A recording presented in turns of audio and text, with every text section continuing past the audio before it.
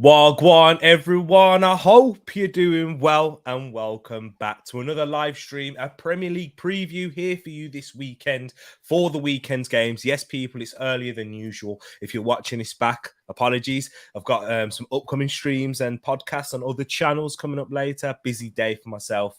But, bro, how are you, man? We got Edmund, the beautiful man, once again. Yeah, all good, T. Thanks. Yeah, it's been a busy day for us as well. I've been off today, so this would have been even earlier. This should have been at 12 o'clock. If I'd have known my schedule properly, it would have been even earlier. See, on holidays, though, it all yeah. goes out of whack. And Yeah, then bank holiday weekend, too. Yeah, I just said to you off air, so to speak, that I didn't even know it was Friday this morning until you phoned me. And I was like, oh, yeah, it's today, isn't it? So, yeah, been all over the shop. This is the last day of annual leave, two weeks off. Not looking forward to going back next week, but it's been great. Oh, 2 weeks, no wonder. I can imagine. But it's bank holiday. It was last weekend. Monday was a bank holiday, so it kind of throws everything out of whack in terms of times. I know that's the same for myself. Mom's been having that issue too. It's been her birthday and she's had time off. And though all those things combined, you don't know what day it is. No. But people, thank you to those who are in the chat already. We've got Sai from the Triple F. Yes, the football fan force. Big up to yourself, putting his predictions in there in the chat already. Big up to yourself. So I appreciate that one. And then he's also got the other fixtures for the Sunday games, that is, as well. We'll get through them. Bobby's in the place. Big up to yourself, Bobby. Hope you're keeping good. We've got Grace, G Staffy, and it's the first time I can actually watch a midday tea talk show without being scared of my phone being confiscated. Exactly, G Staffy. Welcome, and hopefully that you'll enjoy it. Make sure, G Staffy, you get your predictions in too, and Jay is in the place too. Big up my bro, Jay. Hope you're keeping good. And Aled's here. There they are. Big up to Aled. Make sure you do go subscribe to Clock Talk TV and go and subscribe to Bobby, this channel right here, Water, Sports and Talk, because guess what, people? He's got a good video coming up, good stream later with Sai from the Football Fan Force. Go subscribe there too. We got plenty of channels in the place. So yes, there is going to be a big video coming out later discussing loads of Premier League topics with Bobby Walter, Bobby Moss, and Simon too. And then we've also got Rich in the place. You know who he is, people. I might play this in class, so you should do. And you know it's clean as well. You know we will talk clean. Hope you're both well. Big up, guys. Hope you're keeping good. Have the whole class watch. Exactly. Munzie's in the place. Get them all to subscribe. Forget about watching, Rich. Just make them subscribe. Yeah, exactly that. Big up to everyone. Hope you're keeping good. And yeah, we'll get it started for the Premier League preview for the weekend's fixtures. We've got plenty to talk about, I'm sure. And I've got a few topics of discussion that's been surfacing around the social sphere that I know Ed won't know about yet, but we'll introduce it to him and we'll get his initial reactions. But here we go, people. If you don't know about the preview show, and if this is your first time watching, we do discuss the fixtures at hand. It's not in chronological order for a lot of them. We do it based on the importance of the games and the fixtures and whatnot. So it just makes it easier for you guys to follow them, so we don't spend too much time talking about a fixture that is quite irrelevant at this part of the season. Apologies if it's to do with your club, but yeah, there's just not that. There's certain things to play for and there's certain things that aren't, and some teams are on the beach. So there we go. In terms of your predictions, you will get 3 points for a correct scoreline and 1 point for a correct result. So if anyone's got any questions, let us know in the chat. But we are about to start, and people, we're going to talk about the first game of the weekend, Arsenal versus Manchester United. But before we do, Ed, I just want to get your thoughts on how did you see the highlights of the Chelsea game? I watched most of that game. Oh, you watched it? Okay. Yeah, most of it. I think, was that Wednesday?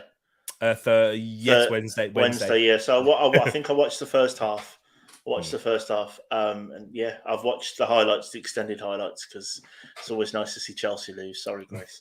What was your thoughts on Arsenal in particular? When we get to Chelsea, we'll talk about them. Yeah, I think Arsenal, good performance. I thought they outmuscled a Chelsea team that seemed really devoid. They seemed lacking. I think a lot of it was Arsenal's performance was very good. The tactics were good too, but Chelsea didn't seem on it for some parts of the game. Some individual mistakes as well, which I think they would have liked to have cut out. But I think Arsenal's sort of youth and energy was a big thing in it all as well. Yeah, exactly. And it was nice to see all goals came from goal scorers from Hale End. Yeah. I think we had an average age of 23 in that side as Yeah, well. and the first time for a long time, 6 players from England as well, I think. So there were 6 English players in Arsenal starting lineup, I think, all Yes. played. And I think it was the first time since 2001 or something like that there'd been that many English players, as well as obviously the average age being really, really low as well, which I think it must be. Was it heartening for you because you weren't expecting a result like that in when we did the preview show? You were I think you predicted a loss, didn't you? Yeah, or a 2-0. draw. I predicted a draw, I think, didn't I? So I think I was a little bit more. Yeah, I gotta give praise to Arsenal because we've seen this at points this season where we've gone through difficult spells. Yeah. We started the season off poorly, and we've gone through, in particular, the December period where we lost to Manchester United and Everton consecutively, and it looked like it was all going to fall apart there. In January, when we had players out of AFCON, injuries, COVID, those and suspensions, we looked like we was going to struggle in that period, and then came out of that too. So this group and this manager and the whole club at the moment is showing good character, which is what we haven't seen when Arsenal have been tested, and when push comes to shove and those things there, Arsenal fall and fail. Pressure bursts pipes. Pressure used to burst Arsenal too. Whereas now, yes, we still might not get top 4, and a lot of the fan base will turn around and say that's not right, or we've failed, we've flopped, whatever, for whatever reason. But remembering that this is a very young side, and it's a side that is we signed 5 or 6 players, and a lot of them have come in. This is their first season. It takes time to settle into the Premier League, even for the best of players. So for Arsenal to be in this stage and late on in the season, and with the small squad that we have, yes, it's by design, but you have to build slowly. If you try and build too quickly and panic buy, we've seen at Arsenal, we've seen it, guys. This is why I get frustrated with Arsenal fans who think that, oh no, you can just buy, just get someone in, just get a body in. No, there's so much more to it. If you've ever played, it's not even that you've played football, if you've been in a working environment or any environment that is involved with a team, you can't just pluck anyone out. It has to be the right player that fits within the culture and has that right hunger and the mentality to help push. Because if we were like if one of us is lazy, even in running this channel or whatever, then it will breed that for everyone else, even if someone is the most pumped up. But that's just how it is. It's like a virus in a way, and that's what we've seen at Arsenal. So I'm happy to see that we can bounce back. I think bouncing back shows the character of the squad and the manager. I think that's probably the biggest thing to take away with this, and that's why I've been quite high on. I know Jay's in the comments, but I've been quite high on Patrick Vieira this year as well, because the turnaround he's made with that team and the turnover of players, staff, the mentality of the team, that is really hard to do. And I think you're seeing that now with Arteta as well.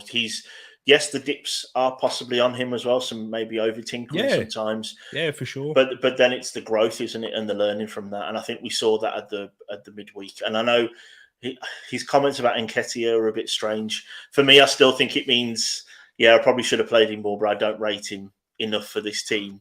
But obviously, he played him.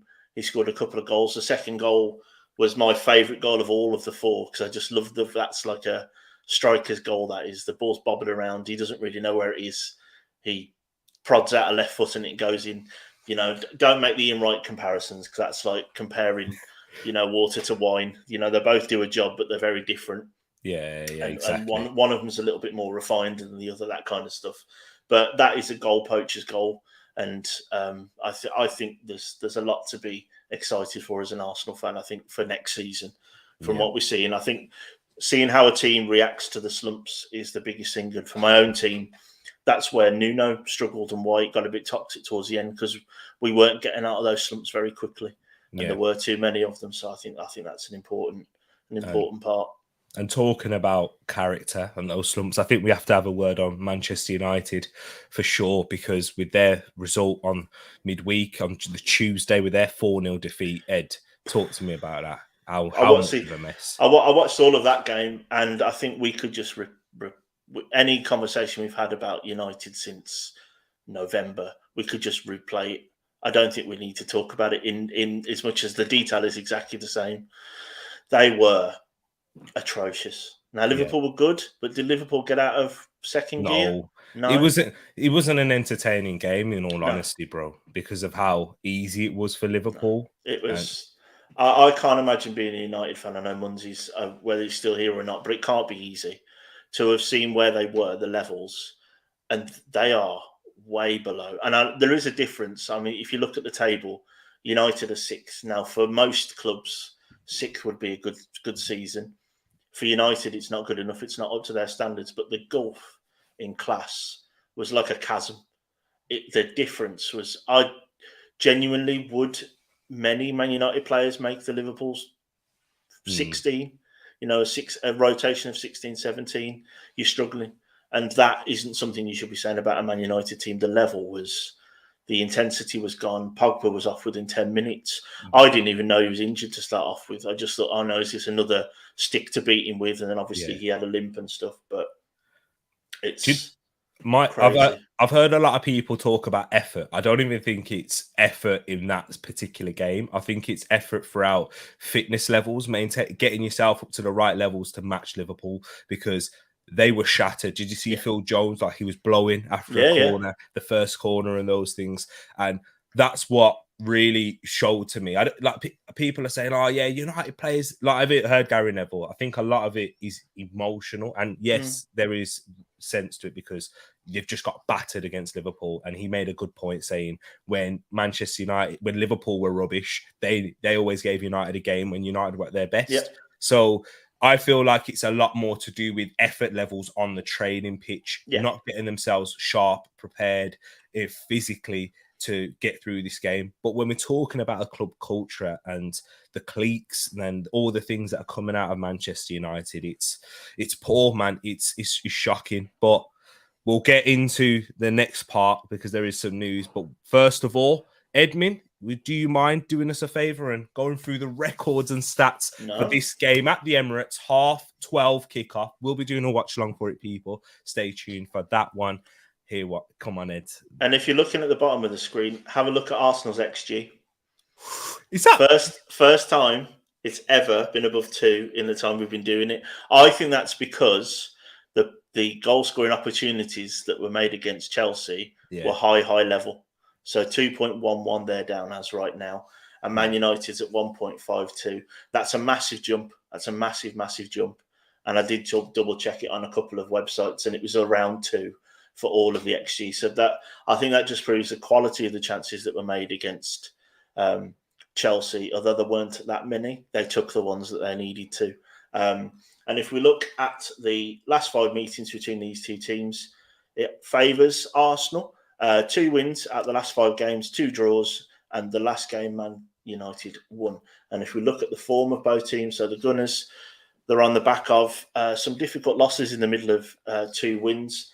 And Man United's form, a bit like what I say about Burnley, Man United, they're 6th, but I don't think I've ever been impressed with their form all season.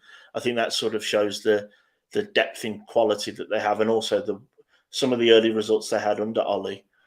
I think they're still kind of living off on a relatively good start compared to the rest of their season. So if you look at their last 5 games, there's 3 losses, 1 win and a draw in that. And obviously that win was against Norwich, where I think a lot of neutrals said they were relatively lucky to come away with that. And obviously Man United are going to be without Cristiano Ronaldo, I'd imagine, this weekend as well.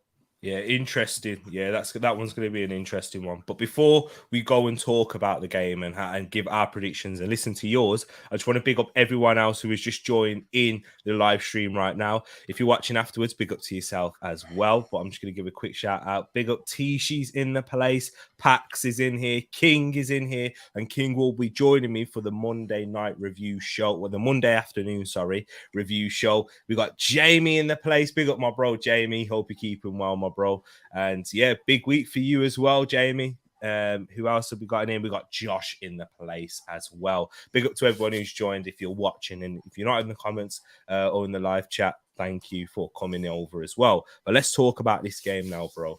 In terms of Arsenal, Manchester United, how do you think this one's going to pan out? This one's a huge one for Arsenal in regards to their top four. Yep. And Manchester United, if they can pick up a win, they will squeeze themselves in there.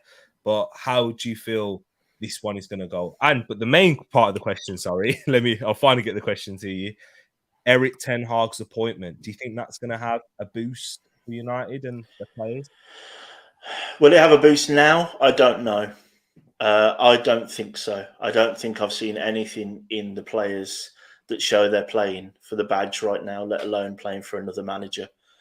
He won't obviously start until the end of. Is he not coming until the summer, or is he like in and there now? Yeah, it's in the summer, isn't it? He's doing what he's doing, and yeah. So no, I don't, because I think I know we talked about Red Nev earlier, but I know. Something I do agree with him on consistently is that the playing for the badge should be the important thing.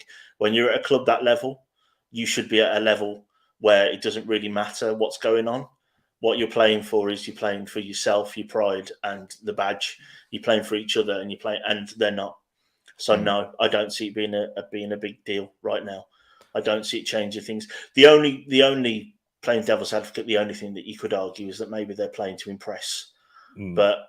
I think there's a body of work. There was only 6 games left.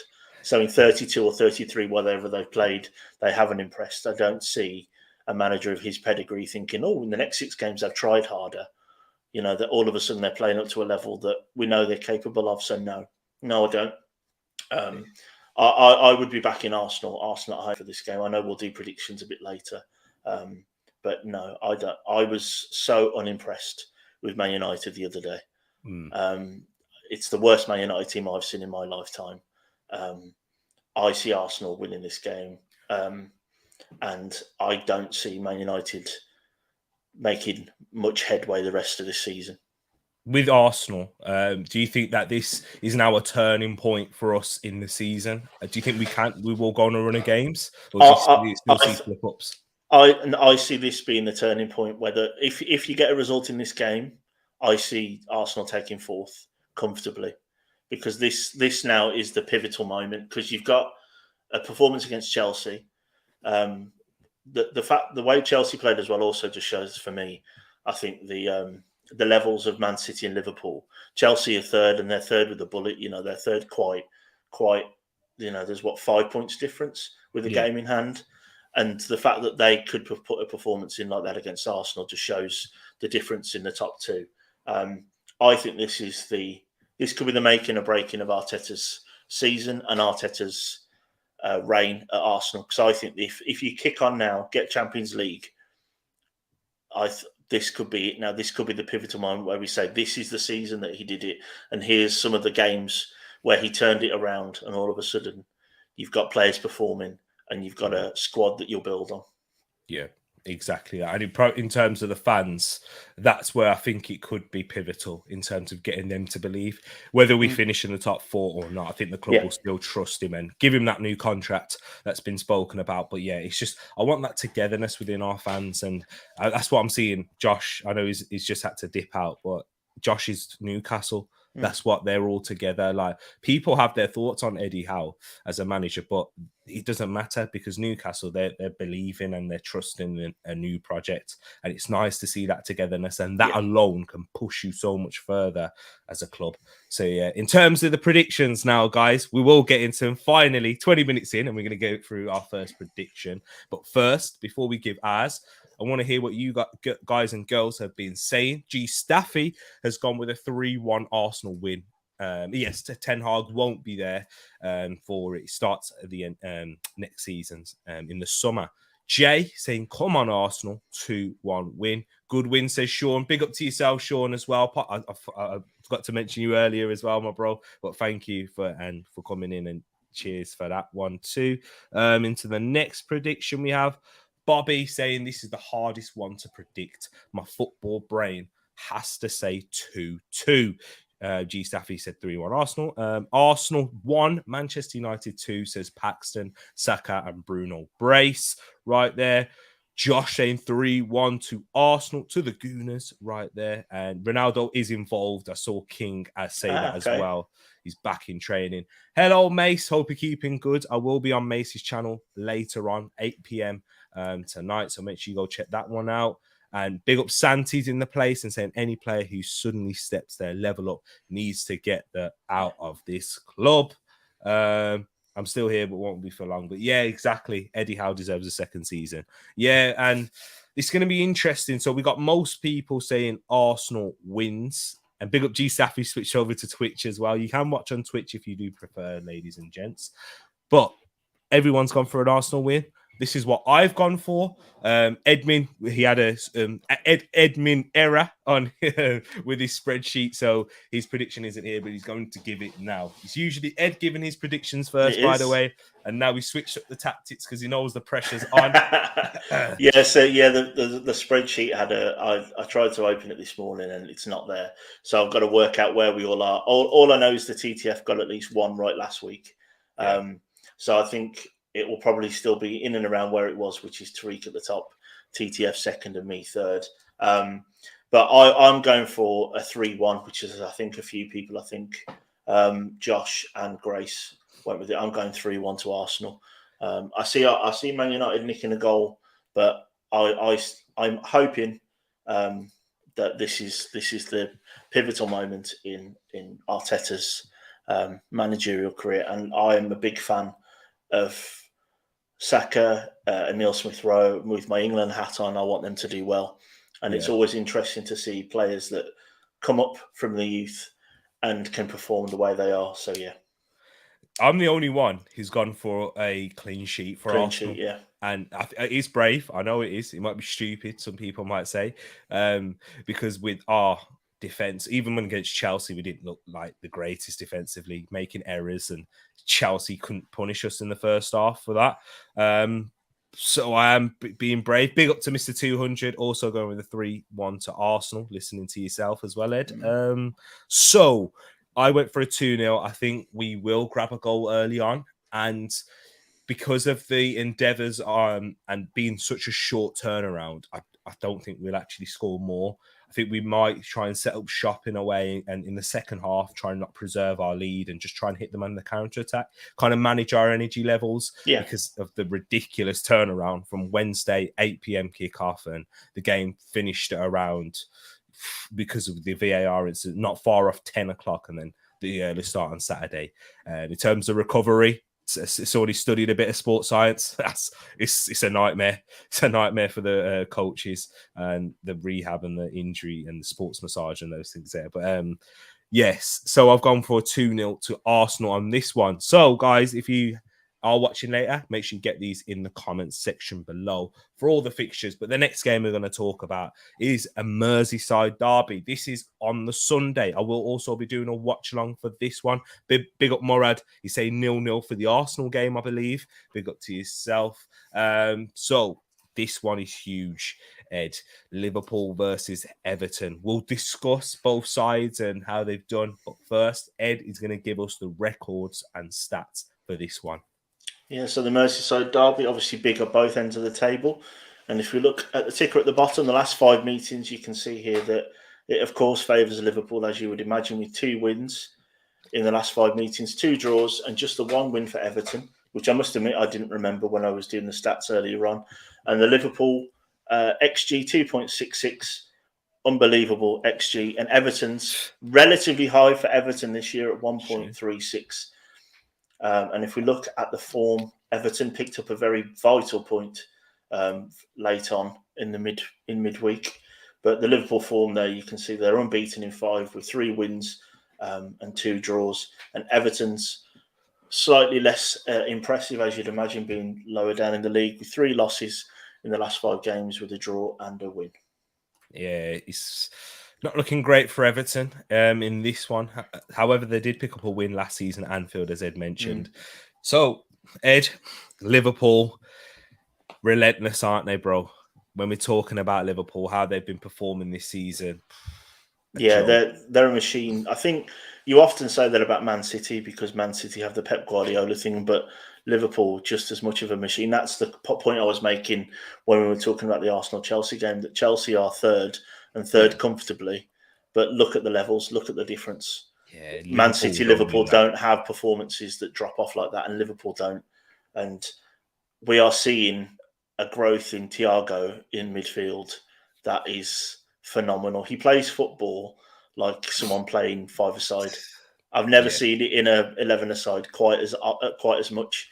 You know, he'll do things with backspin. He'll like flick a ball over. There's no real need for it, and everything at the minute seems to be coming off. He's having one of those games, and if you were to level any criticism, if you could, at this Liverpool team, it would be that their midfield's very functional, doesn't create overly too much because the creativity is the wing backs, well, the full backs that play as wing backs, and the front three. But now with someone like Thiago in the midfield, you've got an extra dynamic that could make them yeah. unplayable. I think Unplayable. I think that Naby Keita as well has Mm. added that, and he's really stepped up this season. He's taken that Gini Wijnaldum role, but as you said, Thiago has just been ridiculous. Not yesterday, sorry, that performance. If anyone watched the watch along, you'd have seen how much I was lauding that performance. But Ed, that leads me to the big question. Mm-hmm. Yeah, I know a lot of you may have seen this up on Twitter, but there was a discussion on a Big Six show, which I do watch, big up Turkish and all the guys on there. But they basically, bro, Mm-hmm. Thiago or Fabregas? Based on what I've seen so far, Fabregas. Because Thiago, for me, it's very short. What I've seen of him, I didn't see much of him when he was over in Europe. I'll be honest, so that might be something that's sort of sheltered. When we do the guess the footballer thing, if it's not in the the Wordle version, if it's not in the Premier League, I'm struggling. So I might be overlooking an amazing career that he had previously in Europe. But from what I've seen, I saw Fabregas's whole career. For me, it's still Fabregas, but I think Thiago could eclipse him. There's still a special place in my heart for Cesc because he plays through balls the way I always wished I could play them, even in five-a-side. The weight of pass for him was incredible. So I think currently going on a body of work, I would say that Fabregas has got more to Yeah. his name, but I think he could be eclipsed by Thiago. The way he plays with that swagger that he has, I think he could do, yeah. But I would say right now, I'd say Fabregas. I think that's quite hard to compare when you've had sort of 12, 13 years at the top like Fabregas has, and Thiago is still on his rise. Yeah, it's true. But Thiago is 30 now, approaching 30. So, but the thing is, with the whole discussion about this is when they were talking about who's better in their prime, and I'd say this is probably close. Yeah, this is probably prime Thiago. What we're seeing right now, and what you're seeing now better than what Fabregas has done? Because I completely disagree. I think people are really disrespected what Fabregas has actually done in his career. He was not talking about what he was at Arsenal. If we even want to compare pivot Fabregas when he was at Chelsea, which was different to when he was at Arsenal. At Arsenal, he was a goal scorer, as a creator as well. Whereas at Chelsea, he was someone who created from deep, a deep line playmaker. And for quite a few seasons, he played sort of a false nine as well at times for Barcelona. Let's not forget, and Spain. So I think he can go under the radar in terms of his effect on a game, Fabregas, and how he adapted to different positions. Like I said, for me, Thiago, the thing is, what I will say is that I didn't see him play much before playing for Liverpool, so I might be missing out on like loads of viral moments that I didn't know about. But Premier League and Champions League, and normally when it's a British or English club playing in the Champions League or Europa League is when I would have watched it. So I wouldn't have seen him very often before he came to Liverpool. But I would go with Fabregas personally at the minute. He's a lot of titles to his name as well, Fabregas. Let's not forget. Exactly that. But so is Thiago, in all fairness. But guys in the chat, let me know your thoughts. And if you're in the comments afterwards, let me know who's better, Thiago or Fabregas. And also, let me know why as well. Just before we get into the predictions and your guys' thoughts on how these games are going to go, I just want to have a quick word on Everton. With Everton, bro, that draw against Leicester. Did you see any of the highlights? Yeah, yeah. Richarlison. Yeah, Richarlison's Missing sitters, but they're saving them at the well, end. he did all he could to not score the goal. He actually scored as well, didn't he? Yeah, it's Really. true. So yeah, but Yeah. we've seen that with Richarlison. Huge point. I think it kept them obviously. This isn't their game in hand, though, is it? I think they do have a game in hand over Burnley, but the only thing you could say for Frank Lampard for what he's going to say for Everton in this game, he's going to obviously set them up, try and do what they can, but this is sort of a free hit for them. Let's see what they can do. I mean, they surprised United, but that's a very different United team to this. This Liverpool team. Yeah. So maybe it's a free hit. It's a free hit potentially. Yeah, I don't know. It's a derby, and you can't. It's hard to really have a free hit in a derby game. But I understand in terms of the quality. If you're taking away that the fact it's a derby, yeah, they're not expected to get anything out of this. But because it's a derby, it will make it even more difficult for them because Liverpool will be up for it. It's not like they won't be. The fans will be, and the players will have to be too. Trying to avenge last season's defeat at Anfield. But guys, in the chat, let's see what your predictions are. Pat's going with a Liverpool 4-0 again. But second time in this week, say Mane, Brace, Jota, and Diaz with the goal. So no Salah in a part of the goal, sorry.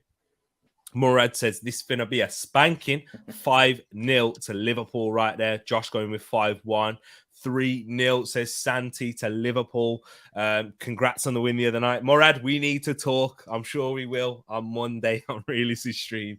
But Bobby also saying they beat them last season, but I think Liverpool will be opening the door to Championship. Everton. So the Bobby saying there that Everton looking like they're going to get relegated, but he's gone for a high scoring game. Liverpool 5, Everton 2, and Mr. 200 says Liverpool winning by 3-0. Ed, my prediction, I have gone with a 3-0, agreeing with yourself, Mr. 200. And just quickly on this, I think they'll show a bit more fight than what. When I say fight, I think they might show a bit more resolve and strength in the side than United did there, and won't be as open. I'm still think they will be open because of their the quality is ridiculous. And Sean saying 7-0 to Liverpool right there, so he's completely disregarding what I'm saying. But I think it'll make it. It'll still be easy and comfortable, but just that one less goal. What about you? What's your prediction, bro? This is big. I'm agreeing with Paxton. I'm going with the 4-0 with this one. Cool. I think they're going to spread it around. I think Mane, Jota, Diaz, and Salah will all pick one up in this game in whatever way that that Klopp will Klopp rotate though manages that potentially, but. I mean, if you're rotating and you're picking 3 of those, and even maybe stick up Origi in there, if you really wanted to give one of them a rest, I have a feeling there's going to be a little bit more heat and passion in this one than, like you said, the United players. Bad tackles. Well, it took until that was the thing with the United performance, wasn't it? And no one was even getting kicked. Only until Bruno Fernandes decided to take a lump out of someone to then sort of even try. Was Hannibal Mejri, the one that came on. He was the one that really kicked it off, and then Fernandes was, oh, maybe I should do that too. But another little plot, little plot story for this one, a mini story is Frank Lampard. Do you remember at Anfield when he had a word with Klopp? No, I can't remember. So this was Liverpool playing Chelsea. This was a high-scoring game. It's when they won the league, and he told Klopp to pipe down, like you've only won one Premier League and stuff. Yeah, so, of course he did. Frank Lampard's got that in his locker. Let's be honest. I think he was his assistant coach. He wasn't Klopp, but yeah. No, I don't see that being. It's a game of. I mean. If you watch the Not All or Nothing, the Michael Jordan Last Dance, finding anything as a motivation, maybe that's something Klopp can use. But I don't think this Liverpool team need much more than we need to keep winning. We need to keep churning these results out and getting where we need to get to. And I don't see Everton causing too many upsets in this game. Normally, maybe would give a goal to another team, a bit like Josh did with his 5-1. Yeah. But I don't see this Everton team without Dominic Calvert-Lewin as well. I don't see them being too much of a goal threat unless it's sort of a pot shot from long range or picking up a penalty. Yeah. Exactly that. Big up everyone who has just joined as well. John and Niall in the place, and everyone else who is watching. Make sure you smash a like on this stream. It really does help people push the channel out. We are growing in subscribers. We're trying to get to 400 people. Can we get to 400 as soon as possible? And then, we just got to keep on growing. But thank you guys for your support as always. And then King, in terms of the poll that I've got up here, saying that Fabregas is levels over Thiago for me, and I do agree with you there. I definitely agree. But into the next game now, it's also for the title and Watford outside chance. Man City versus Watford. Guys, let me know your predictions. It's all about scores for this one. I'm sure rather than backing a Watford win, but Ed's going to hit us with the records and stats whilst you guys are doing that. Look at that, man. the record for Watford against Man City is, I think it's up to 8 or 9 in a row, I think, against these guys in the last sort of 5 years or so. So it's 5 wins in the last 5 games for Man City. That includes the FA Cup drubbing, the FA Cup final of a few years ago now. Watford's XG, 1. Just under 1 at 0.98. And if you saw them miss two pretty much open goals in the same move in their last game, I think you can see why. And Man City's a ridiculous 2.57. And if we look at the form of both teams, you'll see Man City here with a loss, that FA Cup semi-final, 2 wins and 2 draws in the last 5 games. And for Watford, you'll see here that they are 5 losses and just the 1 win in the last 5 games. And you can see why that one team is 19th with 22 points and one team is first with 77 points. There's a 55-point gap between these two teams. Wow. And the form in both the game and the fixture between these two teams is one of the worst, I think, in terms of the Premier League. The difference in points would get you to 6th place in the Premier League. Just with the difference of that one. That's crazy. But guys in the chat, let me know your thoughts. And I can see a few predictions in already. In terms of this one, Manchester City, they beat Brighton, Ed. And you see this one being a comfortable one for them. Yes. Do you think they'll keep on? Do you think we will see rotation as well? Because they do have Real Madrid on Tuesday. Do you think... This could be the time for Pep tinkering, which is the only 2% chance that Watford might get something out of this. Is Pep could tinker here to try and get the team perfect for Real Madrid and potentially open the door. I don't see it. I'll get my prediction out early for this one. I think this is going to be 4-0 to City. I don't know what you've gone with. This could be the banana skin, but I don't see it. I don't see it personally.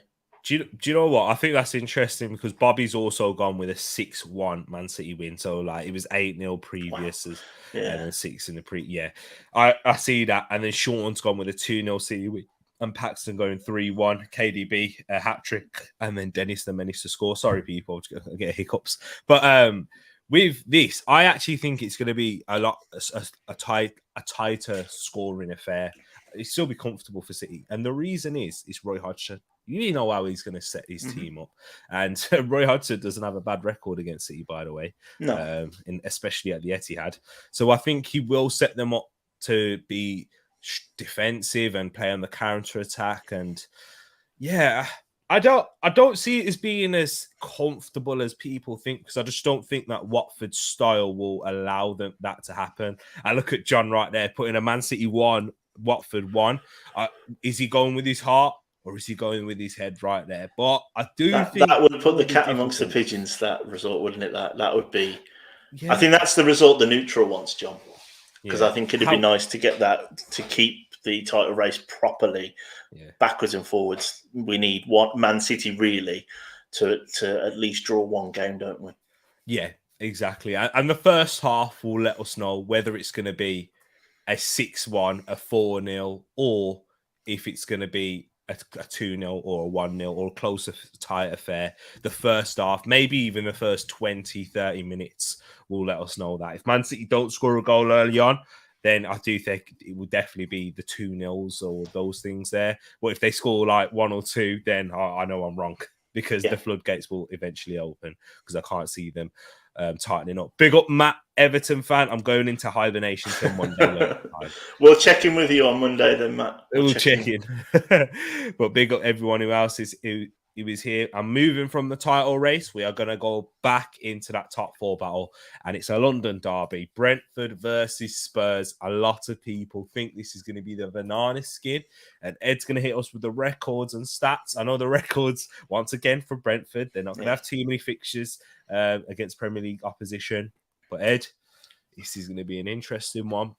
Yeah, I think interestingly, just on the fact that Brentford and Spurs have played each other in the Premier League and in the League Cup, in the Cups recently as well. So those 3 losses are all within the last sort of 2 years, I believe. So the form isn't great for Brentford.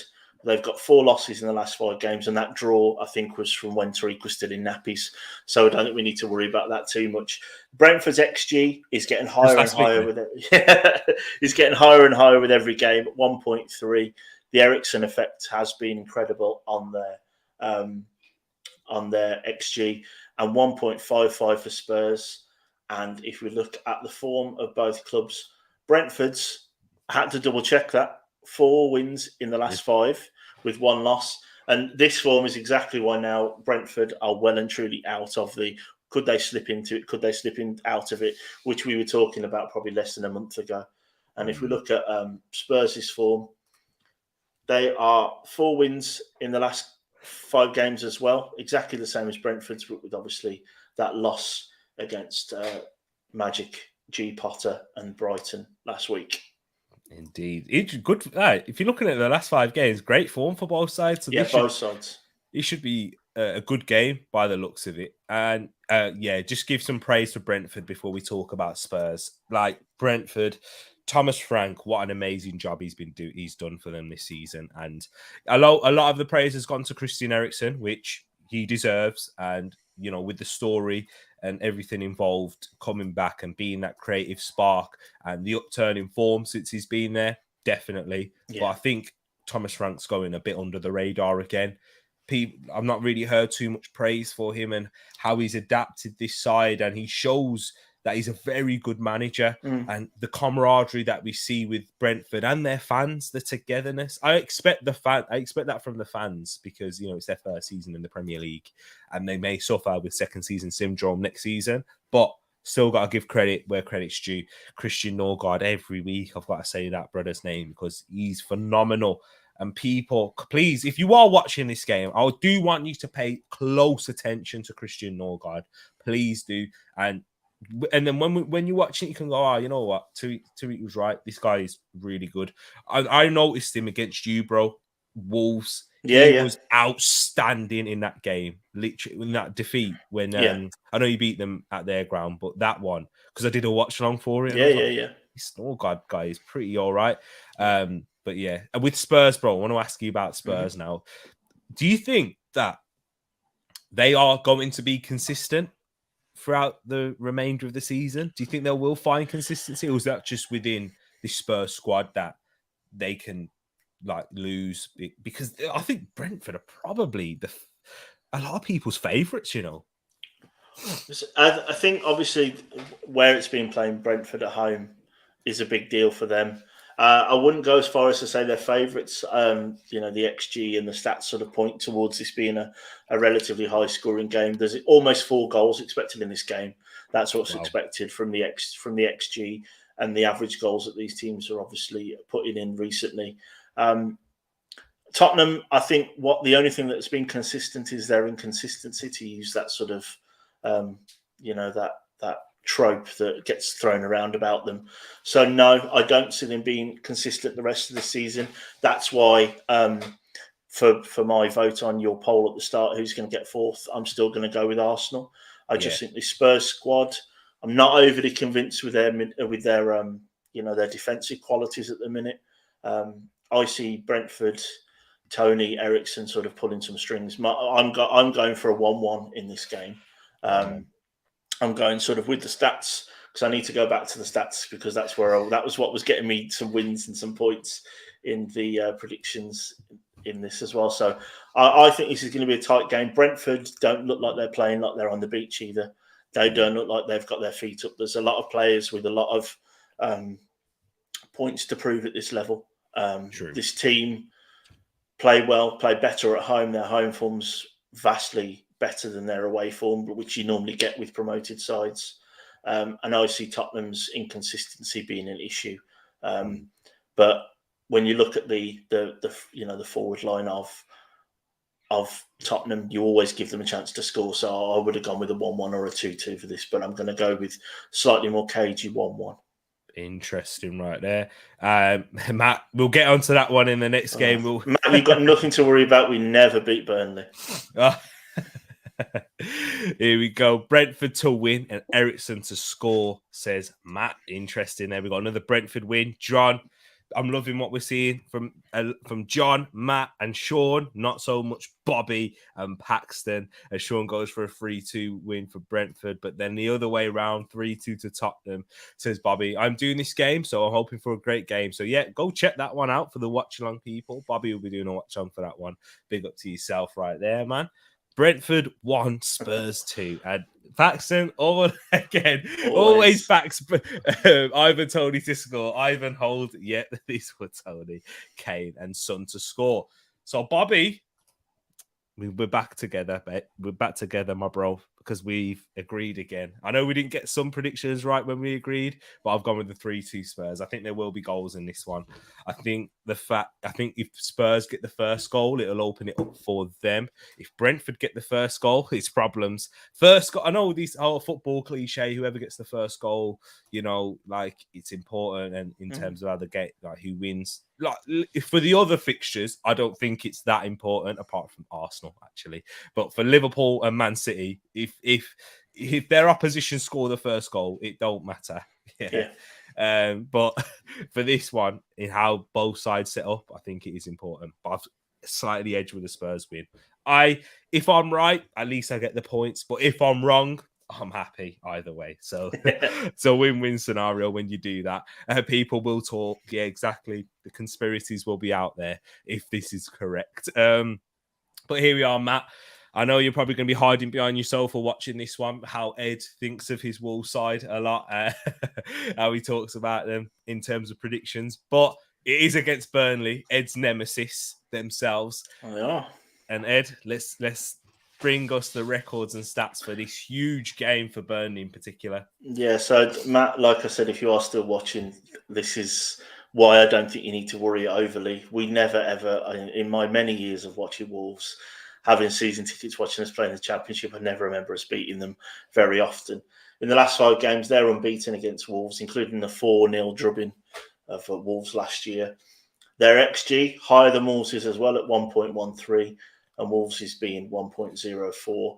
And if we look at the form, Burnley's form, slight uptake in the draw that they picked up. They've got a win and 3 losses in the last 5 games. And for Wolves, it feels like we haven't played for ages. 3 wins in the last 5 games with 2 losses.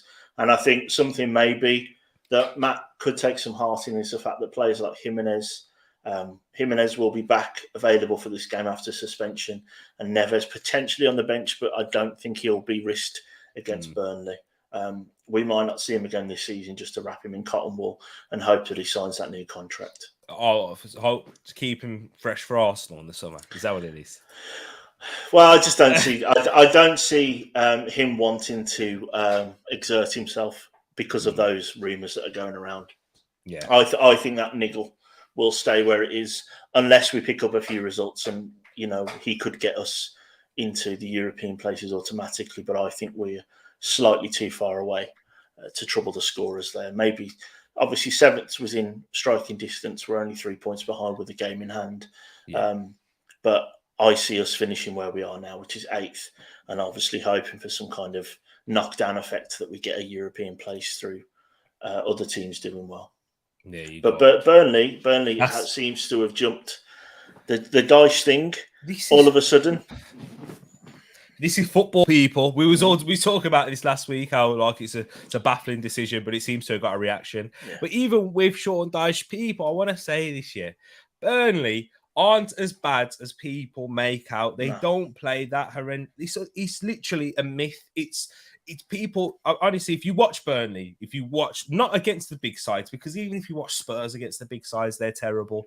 And people praise Conte. Like a lot of pragmatic managers will do that against the top sides. But when you're watching Burnley last night, as Bobby says right there, in terms before we get into the prediction, Burnley were very impressive last night, and I do like my local team. But yeah, Burnley, they were peppering the goal, and yes, they were quite lucky and fortunate sometimes, but they actually do play decent football. It's direct, it's straight into the strikers. The midfielders don't mess about with it. They're not fancy Dans. They're not trying to play slide rule passes or try and play one touch. Nah, straight into the forwards. The forwards will turn. Cornet, Dwight McNeil will then run. And then their fullbacks, Charlie Taylor and Connor Roberts. Connor Roberts' goal yesterday. Yes. Beautiful. Like, Didn't know Burnley, he had that in his locker. Did not know he had that in his locker. No way. I know he's played left back at times for Swansea, so he's all right with his left foot. But yeah, man, Burnley, this is what I'm saying, Matt. I'm worried for you. I am. Oh, Matt, we might never talk again because honestly, we don't beat Burnley. Look at that. He's smashing the keyboard and everything. He's that angry at it. But big up to everyone. And in terms of their predictions, let me see what you guys... Guys, there's 12, 13 people watching, and we've only got 13 likes. So that's the maths don't add up there. So people hit the like button. There we go, people. Smash that like button. Thank you.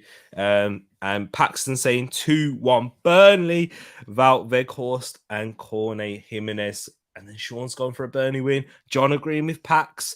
And then Bobby also saying 2-1 Burnley. It's not looking great for Matt. I mean, it's worse for Matt than it is for Ed, for sure. Big up to yourself as well, Graham, my bro. Big up to you for this early bird special. Exactly. I've got a busy one coming up, so I had to get it done. And if we play like we did against Chelsea, we'll beat United easy. But for this game, you say 1-0 Burnley, and that is the exact scoreline that I've gone for as well. So Sean and Graham, I'm agreeing with you guys. But Ed, what's your score prediction? I'm going to back my boys for once, and I'm going to go with a 1-0 Wolves win. Oh, Matt, it's not even. That's even worse. Whenever he backs Wolves, they lose. I'm just trying to work out who Everton's game in hand's against, and it looks like it's either Chelsea or Leicester, I think, by the looks of this. Ooh, so it might be Leicester. Their running is up and down Everton's as well. I think that's something we talked about in the last preview show, wasn't it? Yeah, I think they've still got to play Leicester twice, and it is still very up and down. It's so hard. And do you think? I know Burnley don't necessarily have a manager. They've got like a coaching team at the moment, don't they? With like Ben Mee, there, including their captain, exactly. Yeah. So it's going to be interesting. I think they've got to play Leicester. Have you got to play Leicester twice, or have you already played them? No, I think they did. Yeah, no, they played Leicester the last game. They draw, and then they played them. They've got to play them again. Yeah. I think the game in hand, it might be Crystal Palace or Watford. Because I think it's Yes, Watford. Watford looks like it's the one in the middle of nowhere. So yeah. And King going for a draw 1-1. I think that'll be more of a defeat for Burnley. And I think that's both sides can't really have a draw doesn't really suit both sides, does it? No. I think Wolves, with our outside chance of trouble in the European places, we need to pick up wins against teams that are below us. Like I say, they are a sort of a bogey team for Wolves, but obviously I don't really believe in that because what happened 15 years ago, Raul Jimenez doesn't care that Burnley beat us in the championship 15 years ago. So I don't necessarily subscribe to that thought process. But the only thing maybe that Burnley's have got in their favour in terms of not having a managerial team is that realistically their tactics are well ingrained and their tactics are direct. So I don't think that's going to change very much to change play against Wolves. You will want to go direct against us because our back line is quite slow and that kind of stuff. So Oh, Matt, you wish, my bro. But for the next game, another London derby here, people. Chelsea versus West Ham. Big one big one for West Ham, really. Outside chance, not outside favourite, sorry, for the top 4. But they've got bigger fish to fry, surely. And Chelsea, yeah, they need a response after the back of that defeat. But Ed, hit us with the records and stats for this one.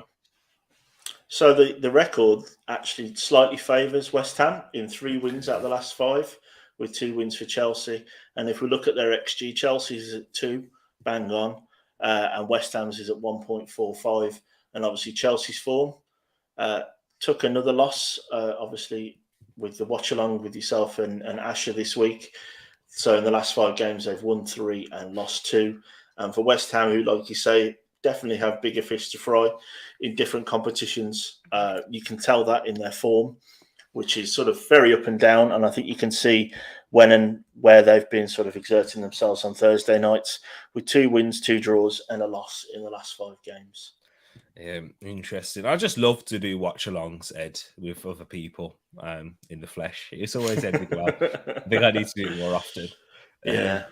I think you and Asher both held your call, man, with the celebration. Yeah, he did well. He did well. Although there was one slight crack when he said, "It's all right, you're not like you winning the league or nothing." Yeah, that was the one crack. That was the one crack. Exactly. But yeah, you showed Ed-esque levels of patience. Not quite the same. But I think you had a little crack as well. Oh, dude, definitely. Yeah, definitely. I think you both showed it. It happens, so it's football. But guys, I can see your predictions already. Before we get into them, they are looking very favourable to West Ham. But look at that, Luke. Big up yourself, man. Hey, you're not even showing yourself. I haven't seen you on stream for that reason. Big up, my bro. But yeah, in terms of how this game's going to go, bro, how do you see it? I see Chelsea bounce back. I think West Ham have not just one eye on the Europe. I think that both eyes might be on Europe now. So I see this being a Chelsea win. I think I'm going to go with a 2-0 Chelsea win for this game. West Ham, obviously, you don't disrespect what they've done, performed this season, to do what they've done with a relatively small squad, and to still be 7th and well within striking distance of, getting 6th or potentially 5th. But obviously, that's a big, big ask now, I'd imagine, with the 5 points difference. Yeah. But I think all their eggs are in the European basket, and I think that's where they should be. That's where I would, if I was a West Ham fan, that's where I'd want exactly me to be concentrating on, because that's a way to guarantee European football, but also it'll be their first ever European trophy as well. So that's not to be sniffed at. And when you're at this, a club like West Ham, they're bigger than their history shows as well. They've always been in and around the top 2 leagues. Obviously, they famously say they won the World Cup, obviously, with the West Ham contingent in the '66 World Cup that any Englishman will bore you to death on. So I think that if you look at their trophy cabinet, it probably doesn't sort of strike what they have with the social media and the social conscience. Everyone kind of knows West Ham. They know the Hammer sign. There's a lot of famous people that support West Ham, but their trophy cabinet probably doesn't even historically show why they have that sort of hold over their status.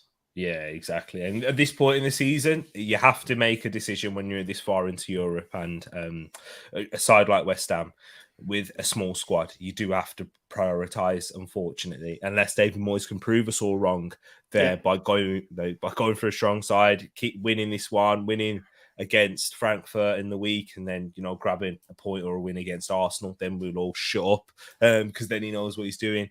But I feel like with the size of the squad, they're going to have to prioritise. But let's go into your thoughts in the chat, people.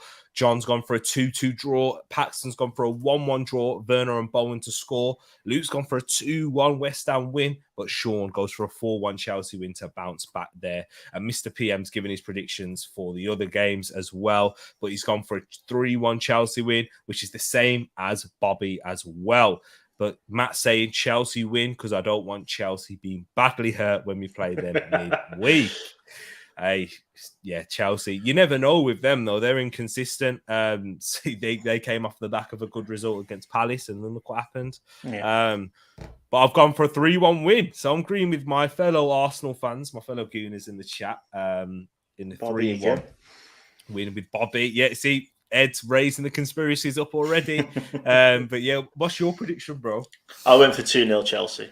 2-0. So same result, but different scores. different scores. Yeah, I just see this sort of being a Chelsea relatively easy. I think Werner's on sort of a little tear that we saw him have in Germany. Scoring deflected goals all over the place, and I see him. I like Paxton. I see him picking up one. West Ham always a threat, but I think Antonio seems to be saving himself for Thursday nights at the moment with the performances I've seen him putting in, and I don't blame him. Like you said, this is where I would want my club to solely now focus on that. Realistically, their position in the league is going to possibly drop one place. That's it. If 7th or 8th, he gives a monkeys if you win a European trophy. Exactly that right there. So in the next game, we are coming up to the final games of the weekend. We won't spend too long on these, but this is Crystal Palace versus Leeds. People, this is a big one for the Crystal Palace contingency in the place. We've got Sean, we had Jay earlier as well, Rich also in here, and Luke. I forgot Luke, you're a Crystal Palace fan because I haven't seen you for that long. But anyways, yeah, Crystal Palace versus Leeds. Leeds, slight relegation, outsiders. We'll talk about that, but before we do, Ed, hit us with the records and stats because I'm having a little glance at the XG. And yeah, the XG is not a lot between them. Palace is at 1.31. Took a bit of a battering actually from the FA Cup semi-final game, and then the loss in the week, and then 1.46 for Leeds. Leeds has always been in and around that, even under Bielsa. I think they were the new Brighton of this year, where they weren't putting away the chances they were creating. But Crystal Palace fans do look away the form in this game, in this fixture. 3 losses in the last 5 games with just 1 win and 1 draw. And if we do look at the form, if we start with the home team, we start with Palace, their form dropped an awful lot recently, unfortunately for them, with 2 wins in the last 5 games and on the back of 3 losses, including that heartbreaking one in the FA Cup. And then Leeds is certainly under Ted Lasso seems to have improved very much, with 4 on a run of 4 unbeaten with 3 wins, a draw and a loss 5 fixtures ago now. So the form, if you were to go on just form alone and XG, the stats are pointing you towards a Leeds win. There we go, right there. And just talking about this game with Palace, they are having that little bit of a slump that we've seen them have before, but I do trust that Vieira will eventually get them out of it. And I just want to talk about one player for Palace in particular, and that's Tereak Mitchell. Like, he's not had a great time in the last couple of games against Chelsea. He was at fault for the first goal, and then I thought, he was at fault for the goal against Newcastle as well. But Crystal Palace fans, this is why when you're with young players, I'm talking about it from experience with Arsenal fan, with our Arsenal team, they're going to have difficult moments, even though he's an outstanding fullback. And the fact that he has done it for a lot of games this season and shown a consistent level, that's something that you guys can take heart in. And yeah, Tereak Mitchell, not I need to say it, he's going to be a fantastic player. And yeah, it's sort of about enjoying him whilst he's at Palace as well, because I think the big clubs will be sniffing around him. Yeah, young defenders make mistakes. That's going to be a given. Of course. Yeah. So, but his body of work this year far outweighs a couple of mistakes, and there was more to just his mistake, which gave them the heartbreak at Wembley. It's exciting, this one, because this is one of those games that's probably going to go under the radar, but there is a lot still riding on this game. Leeds not necessarily out of it yet, and Palace, they're not going to be dragged into it, but obviously you would think that their season, the way we've talked about them, you'd think they should be higher than 14th. So they're a really interesting team, Palace, and not just because we have a big Palace contingent. They're a really interesting team for this season. They're the king of the draws. They've drawn 13 games this year, which is level with their rivals and with Burnley. So I think hopefully for them next season, they need to convert, just 3 of those draws into wins, and you're looking at them being, comfortably top 10. Exactly. You're right. And this game is massive for Leeds. This is huge because the next 3 fixtures following that is Man City, Arsenal, Chelsea. And then the last 2 games of the season is Brighton and Brentford. And, they don't want to be in a sticky predicament with Everton and Burnley picking up wins. Yeah. Even if both of the sides just pick up 1 win and Leeds don't manage to pick up a win here, they're involved. So it's going to be a tricky one. But before we get into our predictions, let's see what you guys are saying in the chat. Matt regards West Ham, says West Ham win the Europa League, they go straight into your Champions League. So yeah, that's why it makes sense for us to go in there as well as collect that trophy. Mama G is in the house, a pilgrim walk. Big up, Mama. And you are literally in the house. I heard you come in downstairs. So yeah, big up, Mama. I'll speak to you soon. Palace 2, Leeds 1, says John. Paxton back in Palace 2 with an Elise goal. Sean back in Palace to win by 2-0. And again, Palace need to win this. For your relegation battle. Leeds are in massive trouble if they lose this game. They have Man City. Yeah, exactly. Man City, Arsenal, Chelsea in the next 3. And Bobby's also said he's excited to do this one. He will be doing a watch long, so Palace and Leeds fans, go check him out there. The Eagles will be flying forward against a poor backline of Leeds. 3-1 Crystal Palace. And 4 points ahead of Everton. And Everton have that game in hand. Palace to win 9-0.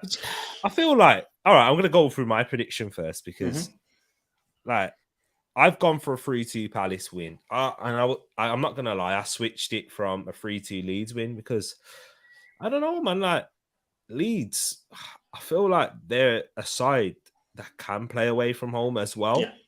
And against Palace, there are Palace, they are good defensively in games, but because they do have a young defense, like at Arsenal, when they're not on it, they struggle, and they can struggle quite a bit. But when they're on it and they're ready, then Man City couldn't even score past them. So yeah, and I think the birds are cheering for the Eagles over at yours because you know what I mean. I don't think they like what I'm saying in terms of that, but I still think Palace will win. You're going for a Palace win. Yeah. Well, and what's your prediction? I'm going for just take one goal off that. I'm going for a 2-2. 2-2 I'm draw. going for goals in this. I'm going for a draw. Palace draw specials. I see them picking up another point here. Leeds. Whether 1 point's going to be enough with how Matt's broken it down and they're running, but I think both of these teams are it's going to be a high scoring draw. I'm going for a 2-2. It's between 2-2 or even a 3-3 for this one, but I'm going to err on the side of caution and go for 2-2. 2-2. And everyone in the place is backing Palace to win. Even G. Staffy, who's come back from doing revision, saying Palace will win by 2-1. Got guys and girls, the next game is Norwich versus Newcastle. As you can tell, the importance of the games are dropping a little bit now. Norwich outside chance. I mean, they're not mathematically, it's not relegated yet, but all but relegated basically. And Newcastle upturning form. They're safe. They're just trying to climb up the league. And I'm trying to have a look whilst Eddie's going through the records and stats. I'll go through the table afterwards. So the last 5 meetings, it's 3 draws in the last 5 games with 1 win for either team. And if we look at Norwich's form first, so the Canaries, they are in the last 5 games, they have 3 losses, 1 win and 1 draw. And for the Toon Army, for Josh's army, they are on the back of 3 wins in a row with 2 losses previous to that. And obviously one of those wins was one of the worst games of football again. So, like you said, T, this one, probably one of the dead rubbers of the weekend in terms of the importance of it. Only if Norwich win does probably this become a relevant game. Exactly that.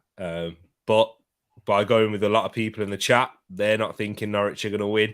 In terms of their predictions, G. Staffy going with a 2-0 Newcastle win.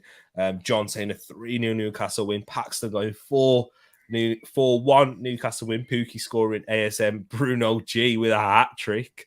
Wow. If that pulls off Pax, I think if that happens, no matter what the TTF says, that one. 3 points. 3 points if that happens. This is a weird one. Newcastle don't do well at Carroll Road. So I'm thinking a 1-1 draw. Ed, in terms of how you think this game's going to happen, Newcastle continue their form? Well, actually, I'm going with the draw, same as Bobby. I think I'm going to go with the 0-0 on this one. I see I went with the 0-0, so I'm going slightly different. So I'm going this game to sort of both teams kind of know where they are with it. Norwich at home, I think they're going to be slightly, up for the fight. I see them throwing bodies on the line holding out some kind of draw, and I'm going to go with a 0-0. Yeah, I was just having a look at the table right now. Norwich are bottom with 21 points, only 1 point behind Watford, 1 point difference there. But if they do win, it'll be on 24, 4 points behind Burnley, 5 behind. Well, unless Burnley win, but yeah, the if they win, they'll be on 24. Everton on 29. Everyone's predicting that Everton are going to lose, so it'll be 5 points. So that's 2 games in this. It's like thinking of it in the NBA terms. It's 2 games. Yeah, 2 games they need to win. I'm to go on the back of Paxton's crazy. Let's say everything. I'm going for a Tim Krul man of the match performance against his former team. Keeping Nice. Newcastle out. I like that one. I do like that. It's a good shout. And for Norwich in their remaining games, with Newcastle, they're 9 points behind Wolves, but I don't see Wolves losing all of their games for them to catch them. So, yeah, I think they're just trying to play to get up the table and end the season on a high.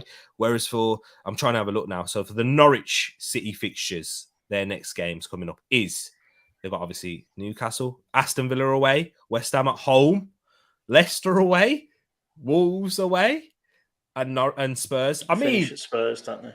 I mean, that's not bad in terms of where Norwich should be, because they're playing teams that have got either on the beach or they have got other things to worry about in Leicester and West Ham. Do you know what I mean? So they've got to go on a crazy Fulham West Brom-esque win 5 of those 6 games though to realistically be comfortable. Even if they go unbeaten but only win 2 of them, they're not gonna. They've got to basically win out now, haven't they? So this one is massive for them, technically. So I said the importance of the games, but for Norwich, it is huge for them. But in terms of our prediction, I've gone with a 2-1 Newcastle win. What about you, bro? I went with a 0-0, didn't I? 0-0. Yeah. I've gone with a 0-0. Tim Krul keeping them all out. And just sort of Newcastle misfiring. But if I was to, pick one being the winner, I would go with Newcastle. Interesting there. And Ericsson, Spurs and Leicester. Interesting. Leicester, they had him. That'll be interesting. What, James Maddison and Christian Eriksen? Yeah. Both playing the same side? Yeah. I mean, how does with Tielemans as well in the central midfield? That's he's gone. He's gone. Yeah, that means Tielemans wouldn't be there, right? But they'd need Ndidi to play a Kante type role behind to do two man's jobs. I think you could have finished that earlier on. They needed Ndidi to play. That's what they need. The guy's always injured. Big up Why Not is also in the place right now. Say sack him down. We all know who he's talking about, people. We all know who he's talking about. He's not talking about Eddie Howe, Dean Smith, but big up to yourself. And into this one, Leicester City. I think this is the penultimate game. Mm-hmm. No, it's not, because we got one more. We got the extra fixtures to talk about for Thursdays. But yeah, this is the third to last game. Leicester City versus Aston Villa. Bro, hit us with the records and stats for this one here. Yeah, if you look at the XG with these 2 teams and the last 5 games, you can see there's not much in this at all. With Leicester's at 1.43, Villa's at 1.4, and there is 2 wins for Leicester and 3 wins for Villa in the last 5 games. There's been no draws in the last 5 games.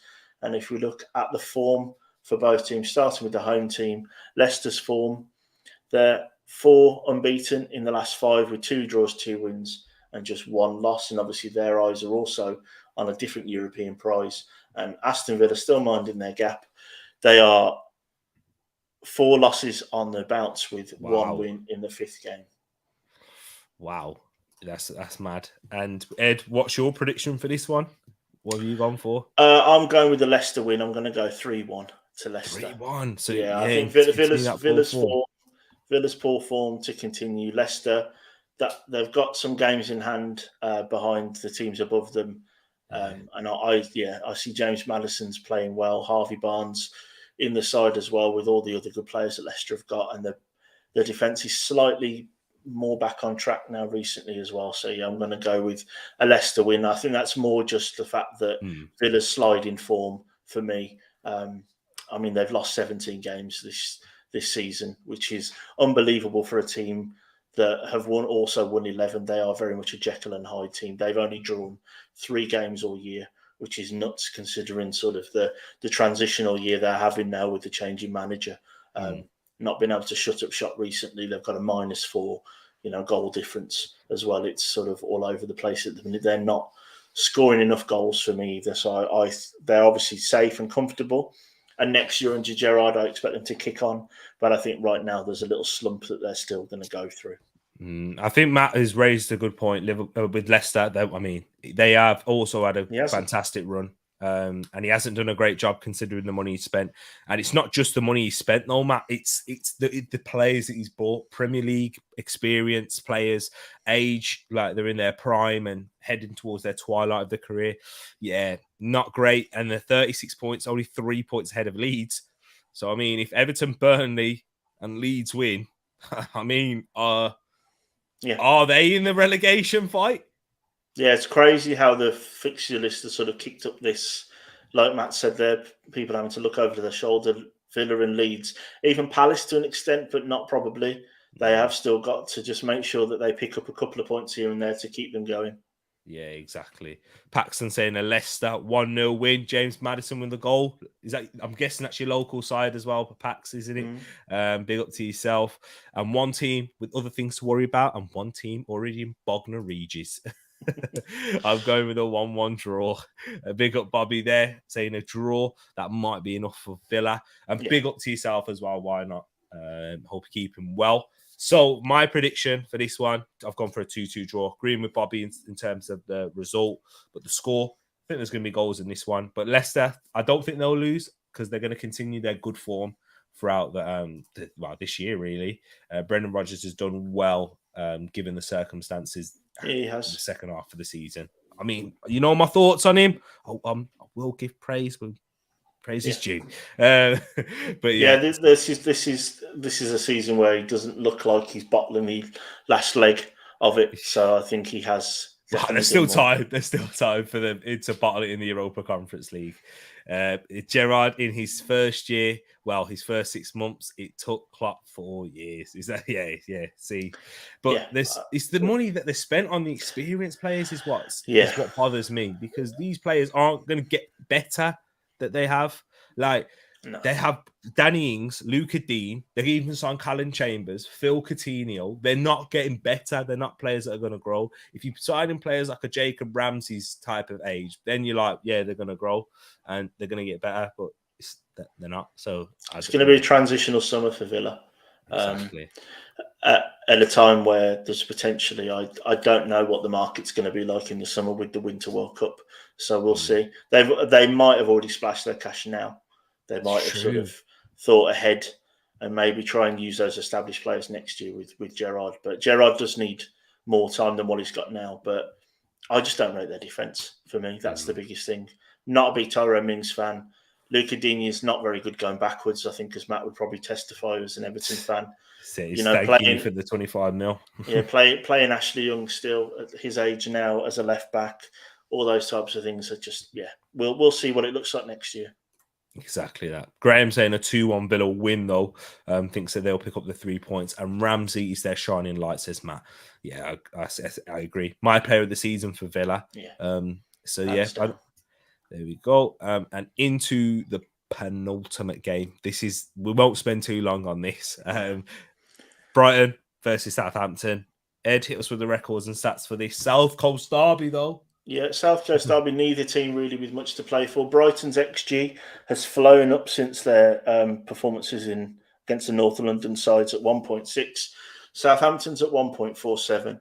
And the last 5 games between these two South Coast teams shows a win for Brighton, 2 wins for Southampton, and 2 draws. And if we look at their form, Brighton's form stopped the slump recently with those 2 big wins. With 2 wins, a draw, and 2 losses in the last 5 games. And Southampton's form won their last game with 3 losses and a draw. That win as well was a big stop the rot for them as well. Exactly that. Big up G Potter once again. Of course, always back G Potter. My prediction, I've gone for a 3-1 Brighton win. I just think Southampton are literally on the beach. I know they beat us, but they were awful in that game. They weren't very great at all. But I just think they'll lose this one. 3-1. What's your prediction, bro? Yeah, the only thing with them being on the beach is they're from Brighton Beach. It's the most uncomfortable beach in the world. There's no Yeah, sand. It's all it's I've all never been. rocks. Have you? It's all rocks. Yeah, I've been. Yeah. You're not missing anything. It's uncomfortable. Uncomfortable. If that's their best thing they've got, it's not great. So yeah, maybe they've gone to North Wales or something instead. But I'm going to go with the Brighton win in this game as well. I'm going to go 1-0. I'm going to go 1-0. Here we go. 1-0. Brighton 0. Southampton 0. Keeping it close. And last on match of the day. And I think the last time we said that, it was last on match of the day, indeed. These two teams can do one. They are turning into Burnley. Big up, Luca. I am good. Thank you. How about yourself, my bro? I really appreciate that. Go subscribe to This Is Luca's Life as well. Also, Bobby saying Southampton would definitely build it. Sandcastles in real last night. So for me, Brighton 2-0 against Southampton.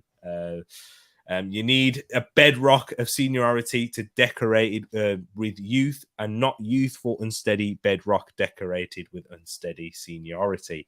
Also, I think he's getting talking the correlations between Aston Villa and Arsenal in those things. I'm guessing. Oh, but there's the youth that you can build on there for Arsenal. That's not unsteady. Yeah. That's class. Yeah, hey, I saw a stat. Why not? You probably won't like it, but the Emil Smith Rowe and Bukayo Saka have scored 10 plus goals each, and the last under 21 players to do that, Wayne Rooney and Cristiano Ronaldo. So if they get anywhere near them guys, hey, we're laughing. But Tereak, can you imagine the watch along? Everton need a point to survive, but Arsenal, bro, we'd have to do it together. Yo, we'd have to do that one together, like literally. That'd be crazy. But yeah, so me and Ed going with a Brighton win there, and then for the last game, this is definitely the last one now. It's the one on Thursday, Manchester United versus Chelsea. Ed hit us with the records and stats for this one. Yeah, so in the last 5 games between these two teams, we've got 3 draws in a row with 1 win each. The XG is what it was before, so 2 for Chelsea and 1.52 for Man United. And we have already looked at their form. So the away team's form, obviously on the back of the loss to Arsenal with 3 wins and 2 losses. And Man United's form is 3 losses, a 1 win and 1 draw. Exactly that there. And guys, get your predictions in the chat for this. Ed, what's your prediction for this game? It's probably the only game I've not really thought about before we started talking about this, but the always hard one with this, because obviously they would have played in the week, so that obviously will play into where these teams will end up. But I think going on what I know now, I'm probably going to hedge my bets and go maybe with a 1-1. Chelsea, slight dip in form. Man United at home, potentially to do something. But I don't really rate where Man United are right now. Obviously, it's difficult to guess what they're going to do with the new Ten Hag thing. But I'm going to go with a 1-1. Yeah, 1-1 there. I have gone with a 3-1 Chelsea win. I think United, they will lose to Arsenal. I think I'm saying it, and even if they beat Arsenal, I think they could easily lose this one 3-1 anyway. So yeah, Chelsea, they'll bounce back. They'll try and get themselves ready. Tommy Tuchel, I think he's good at rejuvenating them after poor runs of form. So I think that will add into that one there. And they'll beat Manchester United and get revenge for that ridiculous draw that they got at Stamford Bridge. They definitely need it, Chelsea, because that must have been frustrating for them. Because I'm frustrated when we lost to United, let alone in that game when they battered them. And yeah, United still picked up a point. But guys in the chat, let me see what you are saying. Bobby saying a 3-2 Chelsea win, so goals in that one. And Paxton back in United to win 2 games in a row. Beat Chelsea. Beat Chelsea by 1-0. Cristiano Ronaldo with the goal right there. Unsteady for real man how Arsenal's form with a youth manager and a youth team. Rocky, 18 wins, 11 losses. Same amount of wins as Tommy Tuchel's Chelsea, though. Do you know what I mean? Like, and Spurs. Same amount of wins. And Spurs. And yeah, with Spurs, with Nuno and Conte. Conte's been there since November. Hey, isn't it Arsenal United? Yeah. Yes, it is. I've already done that one. That was the first one that I did. First one up. So yeah, why not check that back? That was the first game that I did. And guys, we're gonna wrap this up now. But before I do, Matt saying Pogba's United career is finished. Yeah, because the news broke out that he's injured and he's unlikely to play again this season. So yeah, interesting for that one there. But people, Ed, he will get the prediction table in the Discord server. So join in if you haven't done so. The link is in the description below, and click on that. If it's not working, we will get a link sent for you in the comment section after this video. But just before I go, I just want to make an announcement. I made it in the Discord server late last night. Is that next week I won't be starting from Monday up until Sunday. So I won't be doing any watch-alongs for the midweek games or on the Saturday. I'm going to be doing a lot more. I'm going to be trying something out, doing a bit more previews, news shows, reactions, and those things there, match reactions, and just testing it out and see if you guys are liking it. And what I want from all of you people is your honest thoughts on if you enjoy this type of content more.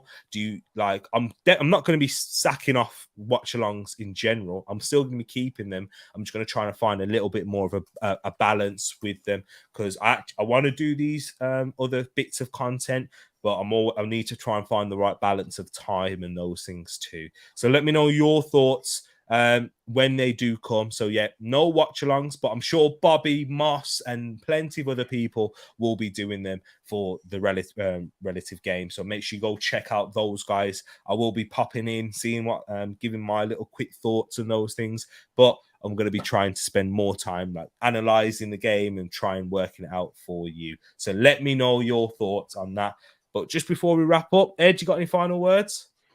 No, I think this is the last week now for the FPL Cup as well. So make sure you're in that as well if you're not already. Yeah. And yeah, interesting to see what it's link is in the description, people. Yeah, bit more of the Discord link doesn't work. I did just check it, so that doesn't work. So we need another one if someone's in here later, or Tereak will drop it into the comment section. But again, as I always say, whether you're watching this now or later, try and leave some comments. Let us know what you think of the preview shows and those types of things. Just keep us getting, give us feedback so we can keep making things better, because the preview show is my one thing I do a week, and I want to make sure I do it well. There we go, people. Thank you so much. 17 more subs to get to 400. So yeah, everyone just tell someone.